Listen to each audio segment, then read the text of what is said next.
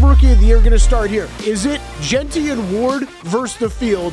Which side do you have? Jeff Erickson, I will start with you. It's close, but I'm going Jeanty Ward. Unlike last year, we had 4 rookie quarterbacks that were starting for most of the season, 3 of them the entire season, a highly touted rookie wide receiver class. This year, that class is a little bit different.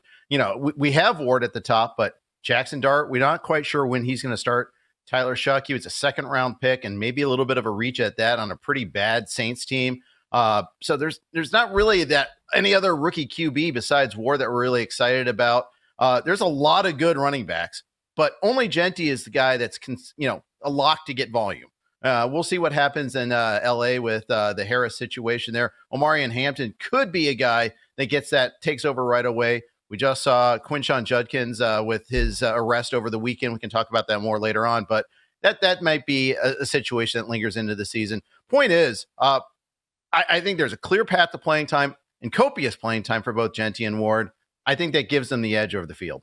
Yeah, I am with you, Jeff. This is actually pretty simple to me. I had no bets made in this market for me yet because it would be one of the short shots there, Jeanty or Ward. I think Jeanty might actually be the wrong favorite. I think I'd have Ward probably favored a little bit ahead of Ashton Jeanty right now, but it would be one of those two for me versus the rest of the field. Just a couple of Offensive Rookie of the Year trends to go over from the VSiN NFL betting guide. Make sure to go to VSiN.com and pick that up now. 8 of your last 10 who have won this award have been first-round picks, and all 8 of those were top 10 selections. 4 of the last 6 Offensive Rookie of the Year winners have been quarterbacks, so something Jeff was pointing out there. Running back hasn't won since 2018, so something to keep in mind as you're digging into Offensive Rookie of the Year this year. Nick, Jeanty, Ward, it was your question. Is it those two or the field, my man? Yeah, I wish this was a real market that we could bet and get a number on this. Probably wouldn't be a great number, I guess, considering those guys are plus 250 and plus 350 respectively. I would take the Jeanty Ward side. You know, I think that fits all of the trends that you just mentioned. Both of those guys, top 10 picks. You know, both of these guys we expect to step in and, if they're healthy, you know, be the man for their teams at their respective positions for all 17 games. And, you know, like you said, unlike MVP, Offensive Rookie of the Year is not just a quarterback award. I know 4 of the last 6 have gone to quarterbacks, but if you stretch that out a little bit, you know, really only half of the last 10 Offensive Rookie of the Years have been quarterbacks. So it's somewhat of a crapshoot between quarterback, running back, and wide receiver. I would not bet a tight end for this award. A tight end has never won Rookie of the Year. I know we have 2 first-round, 2 top 15 pick tight ends in this year's draft.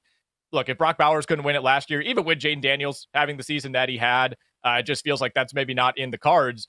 Worth noting, by the way, guys, if you like Ashton Jeanty, and again, he is the betting favorite at DraftKings, a running back has not won Offensive Rookie of the Year since 2018. And that was Saquon Barkley. When he played every game, he led the NFL in yards from scrimmage as a rookie. Had 91 catches, by the way. We have a completely different version, it feels like, of Saquon Barkley now, who got to 32 catches, I think it was, last season. So it's not one of those just, all right, you played enough games, you're a compiler. Like, you really have to put up a borderline elite season to win this award because of the amount of talent that comes out in each one of these drafts. So I would take the Cam Ward, Ashton Jeanty side of this, but I think there is a little bit of value further down the board. Jeff mentioned Omarion Hampton at 14-1.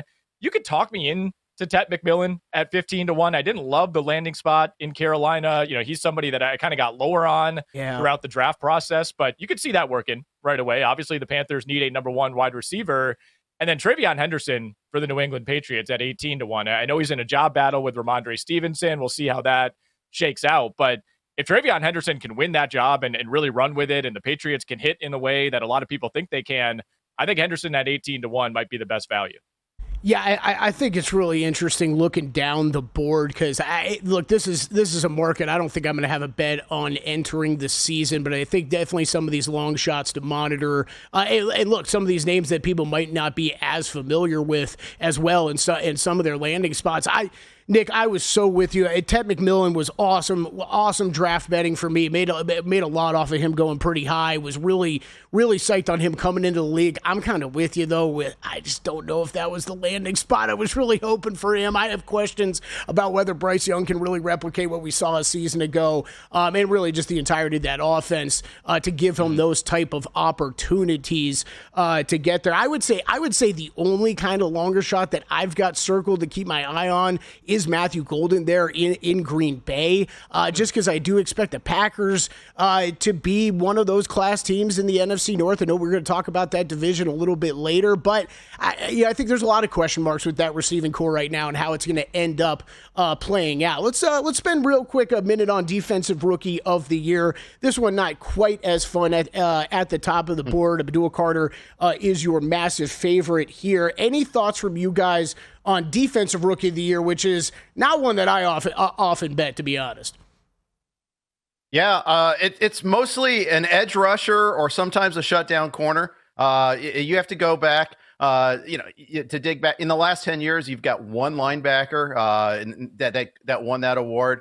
Shaq Leonard had a whopping 163 tackles that year, and he still had 7 sacks. So, sacks or a shutdown corner, that's really about it. And that's why you see Carter being such a heavy favorite. Last year, Jared Verse was the number 3 favorite bet going into the betting markets at the start of the season, somewhere between 7-1 to 10-1. This award and the Offensive Rookie of the Award, shop around, folks. There's a decent amount of variance there. We're talking about maybe some long shots on Offensive Rookie of the Year, like Caleb Johnson's 30-1 at DK, but he's 40-1 at BetMGM. So make sure you shop around on all this. And on the defensive side of things, the same holds true. There's quite a bit of variance there.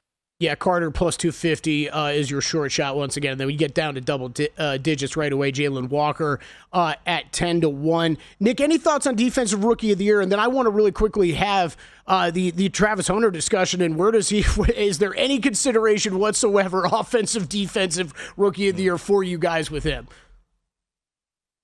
For me, no.